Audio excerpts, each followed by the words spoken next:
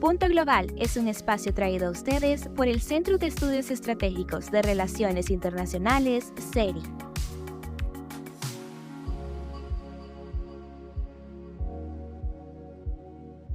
Bienvenidas y bienvenidos a un capítulo más de Punto Global. Soy Guillermo Espina, director académico del CERI, y como cada semana nos encontramos para analizar qué es lo que está pasando en el mundo. Y en este episodio, un poquito más reducidos de lo normal, nos estamos con Alejandra Sardón. Y hola Alejandra, ¿cómo estás? Sí, así es. Hola Guillermo, ¿cómo están? Es un gusto para mí estar aquí en otra edición del podcast. Y bueno, como siempre en nuestros episodios de Punto Global nos gusta comenzar como viendo qué es lo que está pasando en el mundo. Entonces, Alejandra, ¿tú qué nos traes esta semana como no tema? Bueno, en esta ocasión a mí me gustaría presentar como no tema el Plan Sur de Valencia, dados los acontecimientos recientes en Valencia. Bueno, hace 70 años se realizó un proyecto de ingeniería conocido como el Plan Sur, que salvó a la ciudad de Valencia de las devastadoras inundaciones que el fenómeno Dana está causando hoy en día. Esta obra monumental, iniciada tras la catastrófica riada de 1957, dejó 84 muertos y desvió el cauce del río Turia fuera de la ciudad, lo cual implicó construir un canal artificial de 13 kilómetros, completado en 1969, que ha protegido a Valencia de estas inundaciones desde entonces. A pesar de la tragedia actual que está sucediendo en Valencia, con más de 200 muertos en la región, expertos señalan que sin el Plan Sur las consecuencias en la ciudadanía serían todavía peores.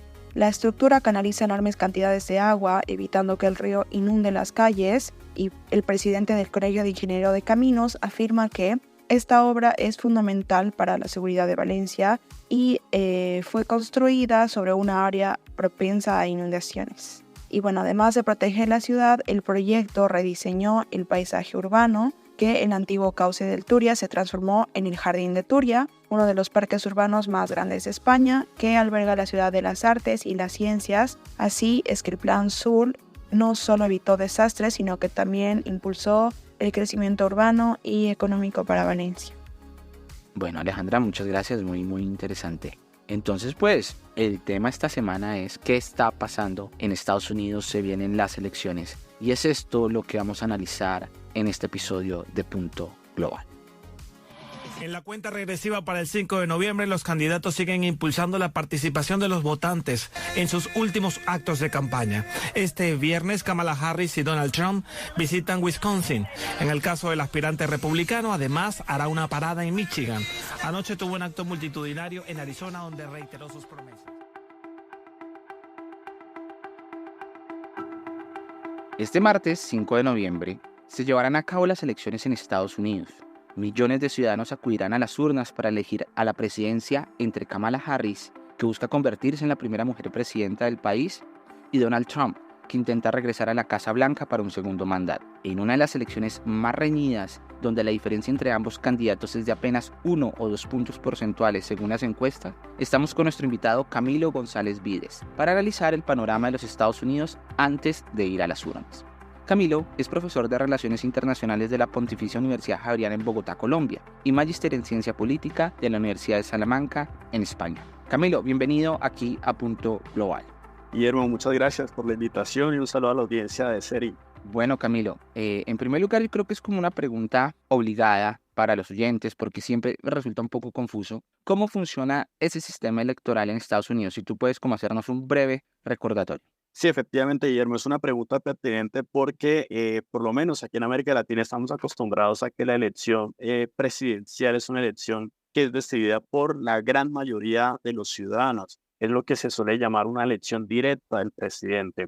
En Estados Unidos es totalmente distinto. Tenemos un método indirecto de elección. Y en esto cabe apuntar ciertos criterios de este sistema. Primero es que efectivamente los ciudadanos votan, pero lo que votan no es al presidente, votan es a unas personas que denominamos electores. Estos electores son distribuidos por los 50 estados de los Estados Unidos, más el Distrito de Columbia, donde está en la capital Washington, D.C. Y este número de electores está calculado según el número de senadores y representantes que tiene cada estado. En ese sentido, cada estado tiene una porción menor o mayor de votos electorales que al final de cuentas suman 538.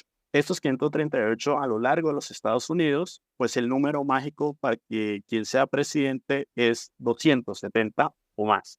En ese sentido, la pelea no está tanto en buscar los votos de los ciudadanos, sino en estratégicamente ubicar qué estado tiene más ciudadanos y por lo tanto más electores en el colegio electoral. Por eso muchas veces, y por lo que hemos visto en las últimas semanas, los candidatos han estado en estados claves. ¿Por qué son claves? Porque o uno tiene más electores o por la contienda que está muy reñida tiene esto que se denomina los estados bisagra, que son estados que entre elecciones van cambiando de color político, es decir, entre demócrata y republicano. Entonces, decir un poco que efectivamente las elecciones las vamos a ver un poco mucho más como una suerte de ábaco, es decir, de estar sumando con una serie de centenas y demás, digamos, unos números que son los electores del colegio electoral y que obviamente para que todo el mundo esté como más atento, 270 es el número mágico que debe obtener tanto Kamala Harris como Donald Trump.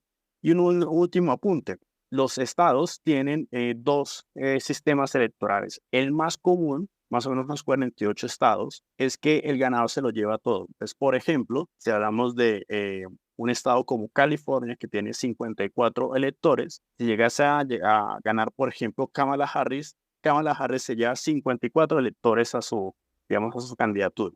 Lo mismo pasaría, por ejemplo, en Texas. Si de pronto en Texas gana Donald Trump, que tiene más o menos 40, esos 40 van a su cuenta dentro de digamos, ese cálculo en el colegio electoral. Pero hay otros dos estados, que son Maine y Nebraska, que reparten proporcionalmente el voto. Y en el caso de Nebraska tiene 5. Entonces, 3 irían efectivamente para quien quede en la primera posición y 2 para quien esté en la segunda posición.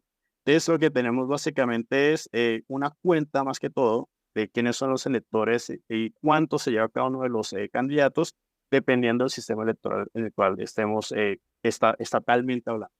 Bueno, Camilo, muchas gracias. Realmente muy clara ese panorama de cómo funciona en Estados Unidos. Y eso ya nos deja, digamos, situados en esta última semana de octubre, primera semana de noviembre, que estamos con el cierre de las campañas. Camilo, desde tu punto de vista, ¿qué has observado de estos últimos días de la campaña presidencial? ¿Cómo se va cerrando tanto para Kamala como para Donald Trump la campaña presidencial? Bueno, yo creo que empezando por la candidatura de Donald Trump, pienso que es una candidatura que ha sido muy consistente en parte de su discurso y obviamente en lo que pretende ser o pretende presentarse un poco en términos del programa político de aquí en adelante, en este cuatrenio. Creo que ha sido muy consistente en su discurso de no más migración ilegal, de atacar sistemáticamente no solamente a Joe Biden, sino también a Kamala Harris, endosándole una serie de problemas económicos que tiene la economía estadounidense y particularmente un poco contentando al ala más conservadora del partido republicano, que es el tema de los derechos reproductivos, que es esta cuestión relacionada a cuál es la jurisdicción y las competencias que tiene cada estado para regular o en este caso prohibir el aborto. Entonces creo yo que ha sido muy consistente en eso. Obviamente, y mediáticamente, si se quisiera, siempre sale a relucir los comentarios del candidato. Es un candidato muy particular, muy personalista, muy populista, muy demagogo, si se quiere. Y en ese sentido, digamos, ciertos insultos, ciertos comentarios pasados de tono son los que terminan al final de cuentas como estando en los titulares, pero si uno lo ve, digamos, la película completa, creo que ha sido un discurso muy consistente de lo que, digamos, Estados Unidos quiere ser, por lo menos en la mente de Donald Trump. Si uno se va a Kamala Harris, creo que comenzó, digamos, con este pico de esperanza y optimismo. Creo yo que en ese sentido, la renuncia de Joe Biden, si bien fue una pérdida que de alguna forma reforzó las bases del Partido Demócrata. Creo yo que el Partido Demócrata estaba muy dividido en ese sentido sobre si mantener a Biden en la carrera o si darle la posta a otra persona. Y creo que Kamala Harris desde el principio logró concitar esos apoyos. Creo que incluso la convención prácticamente fue un trámite, no fue, digamos, una competencia. Ya estaba casi que decidió quién iba a suceder a Biden. Y en ese sentido comenzó un poco este proceso de renovación dentro del Partido Demócrata y que ha ofrecido esa imagen. Y es que frente a Donald Trump, pues obviamente lo que se busca es renovar la política, no tanto en términos etarios, es decir, en términos de edad, pero sí básicamente en términos de las ideas. Es decir, tenemos una persona que es mujer, una persona que al final de cuentas pertenece a una de las minorías étnicas en los Estados Unidos y que al final de cuentas es una gran abanderada, por ejemplo, de los derechos reproductivos, lo cual, digamos, en una sociedad muy conservadora, particularmente en ciertos estados de los Estados Unidos, pues resulta un poco, digamos, complicado de asimilar. Creo yo que también la elección de Tim Walz es una elección muy estratégica. No sería la elección, digamos, más probable de Kamala Harris, pero creo que en términos estratégicos, por lo menos para hacer más competitiva la candidatura, fue algo muy importante en términos de tratar de pelearle, y lo está haciendo, pelearle el medio a Donald Trump y a los republicanos, porque es un área obviamente muy conservadora y que obviamente hay estados muy importantes. Entonces, creo yo que comienza con digamos, punto alto de euforia y como en todas las campañas siempre hay bajo. Creo que el bajo es que al final de cuentas y sobre todo enfrentar a Donald Trump, que es una persona que ataca sistemáticamente y que no te deja defenderse mucho, pues obviamente también termina bajándote un poquito al fan. Entonces, en ese sentido, digamos que Kamala Harris también ha caído un poquito también en esa cuestión relacionada a, de un lado como fascista, como antidemocrático, ¿sí? Digamos que ha bajado un poco digamos, el nivel de las propuestas y ha aumentado mucho más el nivel digamos, de las descalificaciones. Y lo mismo pasa también en términos, digamos, relacionados con la cuestión de que Donald Trump, pues obviamente tiene unos cargos criminales y demás. Es decir, creo yo que pasa mucho más, o pasó mucho más la campaña más rápido de lo que uno pretendía en términos de las propuestas y sigue durando mucho más en términos de los insultos y las descalificaciones. Bueno, Camilo, y bueno, tú mencionas un poco ese caso, digamos que esta última etapa de la campaña se hizo un poquito, términos un poquito más agresivos, pero queremos mirar cómo la violencia ha estado marcando pues estas elecciones en Estados Unidos. No en vano, en el contexto anterior ocurre todo lo del 6 de enero, estuvo en el contexto de la campaña anterior del Black Lives Matters, y vienen los atentados contra Donald Trump. ¿Qué tanto la violencia política ha ocupado como un lugar en esta campaña presidencial? Es un punto muy importante, creo yo que, y esto fue muy imprevisto lo que sucedió con Donald Trump, obviamente muy lamentable, pero que fue capitalizando su candidatura. Creo yo que incluso eso fue lo que terminó siendo como la puntilla un poco en el ataúd de Biden, de la candidatura de Biden, porque obviamente reforzó esta idea de que Donald Trump se sentía amenazado, de que no podía expresarse en un país como los Estados Unidos, que es el gran abanderado, por ejemplo, de las libertades. Y obviamente, pues digamos, la violencia en ese sentido se capitalizó muy bien por la campaña republicana. Ahora bien, yo creo, y esto está muy en la mente de muchos estadounidenses y particularmente de muchos demócratas, es la violencia que el mismo Trump promovió el 6 de enero del 2020. Creo yo que también es un punto a favor, por lo menos para la candidatura demócrata, decir, es que la violencia que se ha producido también fue culpa del señor que está siendo víctima de esa violencia. ¿Sí? Entonces creo yo que está muy presente toda esta idea de la violencia política que, digamos, en ese sentido no lo hemos visto mucho o muy presente por lo menos en la historia de los Estados Unidos. Creo que es algo muy raro en las campañas electorales de los Estados Unidos ver algún escenario de violencia como lo hemos visto en este año, pero sí es muy, digamos, por lo menos desde 2016, desde que ingresó Donald Trump, la violencia en el lenguaje ya es algo muy prototípico de las elecciones en los Estados Unidos. Es muy raro ver ya 2016, 2020 y 2024 una elección en donde el lenguaje no sea violento. Creo yo que ciertamente Donald Trump obviamente encabezará la lista, pero como he venido comentando, es un candidato que en cierto momento te tira al fango y te obliga a pelear en el fango. Entonces, y eso es algo que a lo mejor también atrae a muchos votantes. Y es decir, es una persona que no se va, digamos, con las formas políticas correctas, sino que apela a lo políticamente incorrecto. Y creo que es tal vez uno de los fenómenos que en la elección desde 2016 de Donald Trump ha impuesto digamos, en las campañas electorales en los Estados Unidos, y es que a pesar de que eres parte de un partido, lo más importante es tu marca personal. Y esa marca personal muchas veces pasa por la forma en con que hablas y la forma en que gesticulas. Entonces, creo yo que es algo muy importante y ahí va muy amarrado esta idea de la violencia, que no es solamente la violencia política que la hemos visto muy presente en esta elección, sino que es la violencia en el lenguaje. Y eso, pues obviamente, no hace muy bien a la democracia, particularmente en las elecciones, porque es un ambiente supremamente polarizado. Bueno, Camilo, y hablando de ese tema de la violencia en el lenguaje, recientemente encontramos como unas declaraciones de parte y parte, Joe Biden llamando a los seguidores de Trump como basura o tratándolos como basura, pero también hablando un poquito a algunos simpatizantes de Donald Trump sobre los puertorriqueños, ¿sí? Tratándolos más o menos en un sentido muy similar. Entonces, nos queda como siempre esa pregunta, ¿qué impacto tienen, por ejemplo, ese tipo de declaraciones? Si realmente impactan en la campaña o sigue como si nada, digamos, eso ha sido como parte de ese cuestionamiento, cómo se puede decir y se puede decir lo que quiera, y aún así la campaña sigue exitosamente.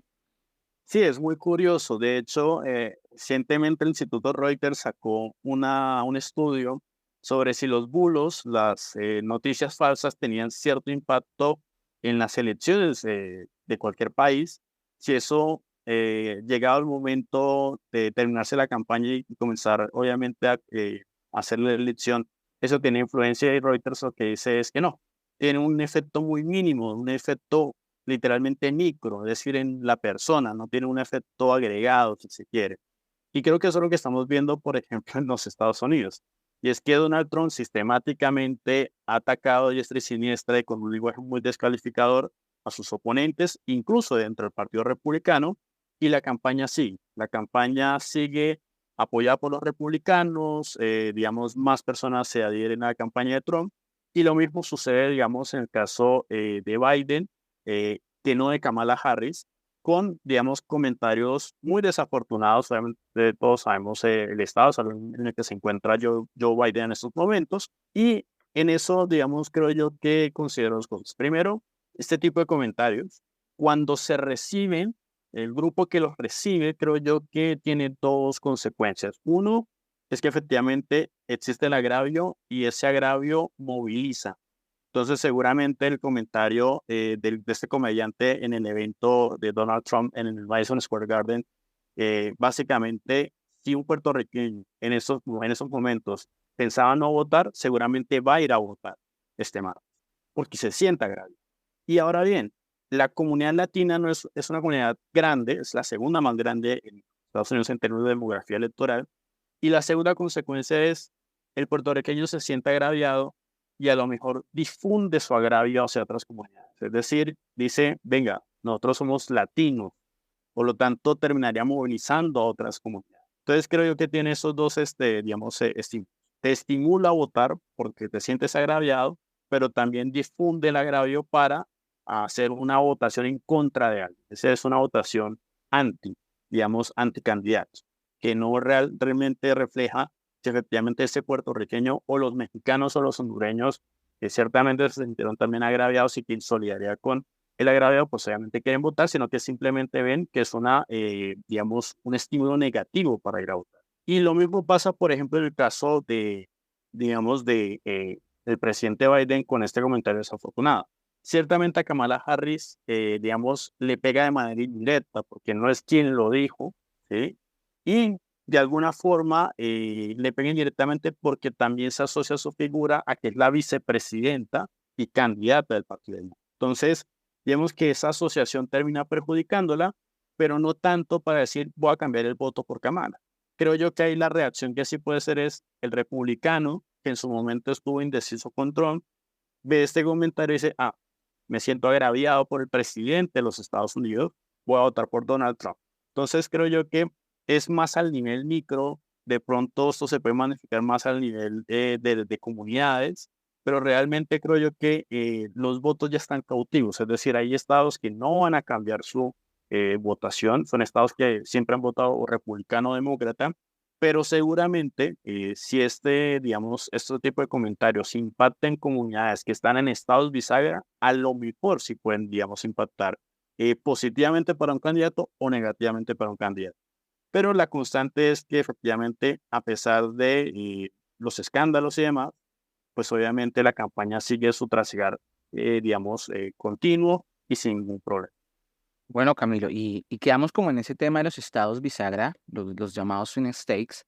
Y quisiera que nos comentaras un poquito, decías tú al inicio de nuestra conversación que los candidatos estaban yendo a esos lugares. ¿Cuál es el panorama de estos estados? ¿Sí? ¿Cómo está avanzando un poquito la elección en ese sentido? Y además, asimismo, desde tu punto de vista, ¿cuál crees que son como esos estados claves donde es posible que la elección se esté definiendo? Bueno, los estados claves, pues que básicamente también se pueden traducir como estados bisagra por la particularidad de que en elección y interelección cambian. Un año pueden ser demócratas y a los 4 años pueden ser republicanos y después vuelven a ser demócratas y demás.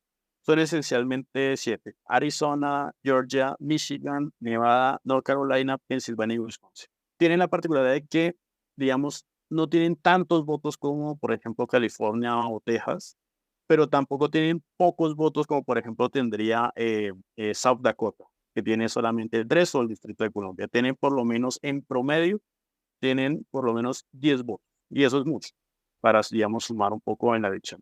Porque son estados claves, porque la contienda electoral ha demostrado que, digamos, la elección está casi que empatada, y digamos que la ventaja que se le adjudica a uno o a otro candidato está dentro del margen de error.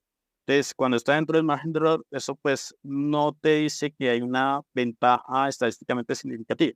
Digamos que cae dentro de la incertidumbre que puede ser para un candidato o para el otro, pero no te dice con certeza si efectivamente eso, digamos, te determina que esta persona va a ganar por lo menos, así sea por un voto.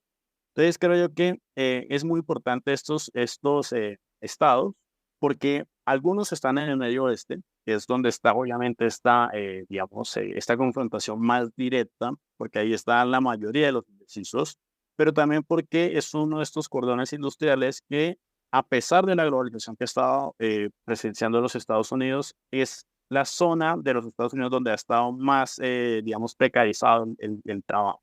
Entonces, ahí se han perdido empleos, las ayudas estatales no suelen llegar mucho, y si llegan, efectivamente no alcanzan a cubrir las necesidades de estas personas. Entonces, hay una mezcla de sindicalismo, de cierta manera, que puede favorecer a los demócratas, pero también todavía este agravio que puede incidir un poco en la idea de la inmigración, es decir, llega a estas personas y me pueden quitar el trabajo. Entonces, digamos que la puja está en eso, ¿no? La puja es una cuestión mucho más económica, y de hecho todas las encuestas han dicho que el tema económico, la inflación, el empleo, básicamente son dos temáticas muy importantes para los estadounidenses, muchísimo más que, por ejemplo, cuestiones relacionadas con el aborto o incluso con la política exterior.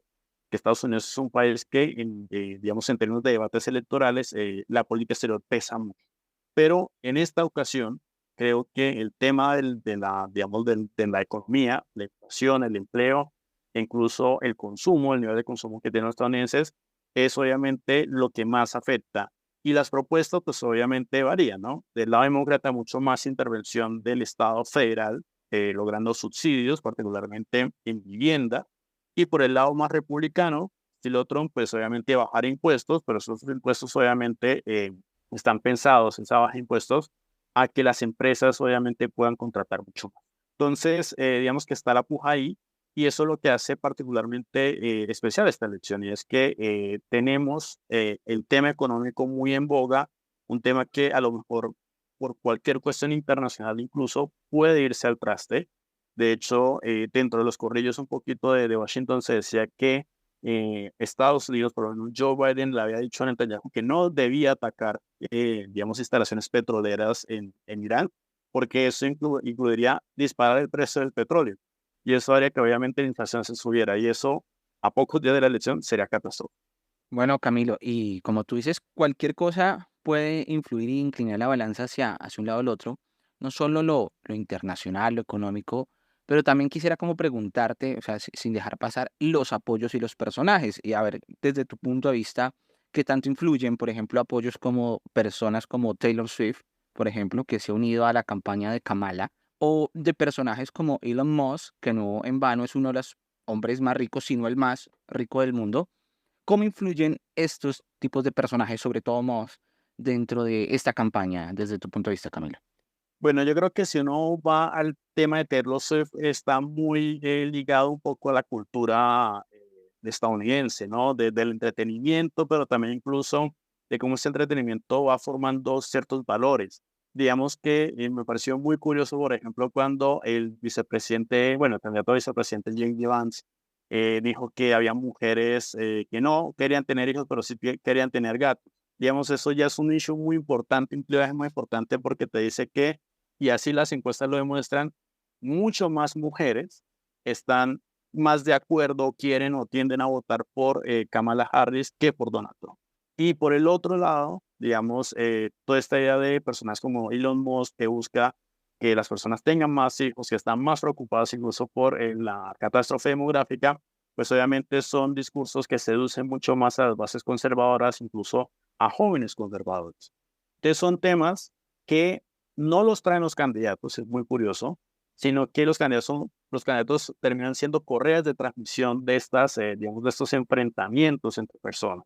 Y ahí digamos, las celebridades, los apoyos que sean fuera de los partidos resultan muy importantes porque te terminan, de alguna forma, como alineando hacia un partido a otro. De hecho, incluso más o menos del 50% digamos, de los votantes registrados se identifican con uno u otro partido. Entonces, el otro 50%, el que tiene que hacer la elección, pues obviamente necesita atajos cognitivos. Si escucho Taylor Swift, pues seguramente tendré más inclinaciones a votar hacia Kamala Harris. Pero si, por ejemplo, sigo a Elon Musk en X, pues obviamente tendré mucho más exposición y mucha más tendencia a votar por Donald Trump. Entonces, creo yo que son candidatos muy importantes para, digamos, permitir esos atajos cognitivos para los indecisos y seguramente para reforzar mucho más ese discurso, ese partidismo, esa afiliación partidaria de los que ya son, digamos, declarados como demócratas o como republicanos. Y lo último, yo creo que eso también es muy importante, es que son fuentes de financiación electoral muy importantes. Los PACs, los super PACs, pues obviamente estos comités de acción política recaudan mucho dinero y ese dinero obviamente va en publicidad y esa publicidad pues obviamente tiene una carrera de transmisión muy importante que terminan siendo las celebridades. Entonces, digamos que se refuerza mucho este enroque muy importante entre celebridades que colocan temas, pero que también colocan dinero para que obviamente sus ideas, sus valores, incluso sus negocios terminen estando del lado del ganador el día de la selección. Bueno, Camilo, y para finalizar, pues estamos grabando este programa el 2 de noviembre de 2024. Nuestros oyentes nos estarán escuchando este 4. Quisiera como que nos dejaras finalmente como cuál sería la fotografía que nos queda antes de estas elecciones. Entendemos que en algunos estados ya ha empezado la votación, ¿sí? Algunos por correo electrónico no, sino por correo tradicional más bien. Entonces, Camilo, ¿cuál es el panorama que tenemos ahora? Si te animas, no sé, a hacer una posible predicción, pero sí es como la idea, ¿cómo arranca o cómo queda este Estados Unidos que va a las urnas? Bueno, no me arriesgaría a pronosticar, creo que no es función mía y es muy difícil hacerlo, particularmente pensando en que la diferencia es muy poca y está en el margen de error. Digamos que sería un poquito irresponsable de mi parte, pero creo que es una elección que puede reproducir ciertamente lo que ya sucedió hace 4 años, y es reproduce las preferencias. Hay grupos que van a votar mucho más por Kamala Harris que por Donald Trump y viceversa, pero también me queda un poco la intriga, tal vez como el escenario hipotético de qué pasaría si Donald Trump no gana y qué pasa el día después. Es decir, si gana el voto popular, pero no gana el voto electoral, es decir, del colegio electoral, digamos, a lo mejor Donald Trump puede acudir a la idea de que se está violando la soberanía popular. Pero ¿qué pasaría si pierde el voto popular y a lo mejor gana el voto electoral? O sea, no sé cómo, digamos, tramitaría un poco la idea, digamos, de estar en contra del resultado de la elección. Creo que es una de las hipótesis que más surgen ahora. que efectivamente ya vimos lo que pasó en 2020, no sabemos qué puede pasar ahora en 2024. Yo creo que en ese sentido, si hay alguna certeza es que a lo mejor el Partido Republicano hará que J.D. Vance haga el discurso de concesión, que llegan a perder, y habrá, digamos, toda una etapa de renovación política, ya sea con Vance o con el mismo Trump. Yo creo que Trump no va a desistir un poco en volver a ser presidente. Y en el caso de Kamala Harris, creo yo que si llega a suceder, creo que va a ser algo muy histórico, no solamente por la interseccionalidad, obviamente, de su figura, mujer, obviamente con profundas raíces asiáticas y progresista, sino porque en tiempo récord logró al final de cuentas recortar una distancia, incluso ganar, si llega a pasar, digamos, una elección que parecía perdida para los demócratas, ella lo logró rescatar, obviamente de una manera casi que, creo yo que lo que aparece un poco ya para finalizar frente a esta elección es una elección muy polarizada, es un Estados Unidos que de la noche a la mañana no se va a despolarizar, seguramente seguirá la polarización, pero seguramente será muy inédito en términos de que Donald Trump se pueda reelegir y pueda hacer un segundo mandato que a lo mejor estaremos esperando con muchas ansias debido a sus decisiones muy impredecibles, particularmente en política exterior.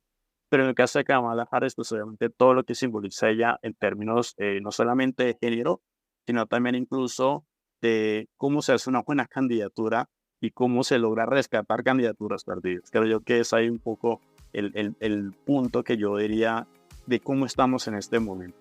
Bueno, Camilo, pues muchas gracias por participar y estar hoy con nosotros en Punto Global. Muchas gracias por tus apreciaciones y tus comentarios sobre estas elecciones en Estados Unidos. Muchas gracias, Guillermo, y al equipo de Punto Global. Muchas gracias por estar, pues, por la invitación y nada, estamos siempre a la orden para estos análisis. Antes de finalizar el episodio, los y las queremos invitar a unirse al canal de WhatsApp del CERI, donde pueden encontrar todas las novedades, los eventos, los seminarios y las actividades que realizamos, y por supuesto los episodios de Punto Global. El enlace lo encuentran en la descripción del episodio. También queremos recordarles que en las diversas plataformas de podcast pueden dejarnos sus comentarios sobre nuestros episodios y pueden hacerlo en plataformas como Spotify o iVoox. Y por supuesto, recuerden que pueden encontrar Punto Global en tu plataforma favorita de podcast.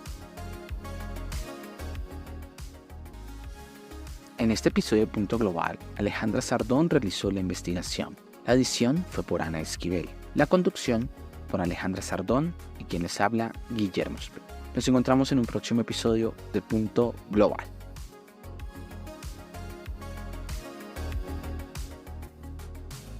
Recuerden que pueden encontrarnos en las distintas redes sociales. En Instagram como seri.global, en Facebook como Seri Global, en Twitter o X @seri6 y en la web en www.seriglobal.org.